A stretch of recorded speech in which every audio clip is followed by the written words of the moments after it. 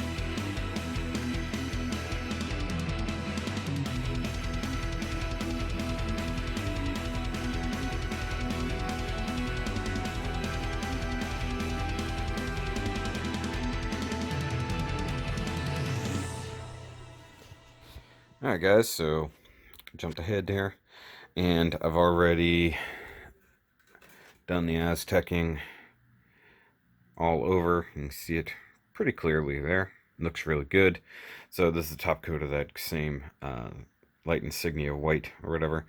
Came out really nice. I did all this stuff. I added the extra bits on top of there after I already had it in base coat.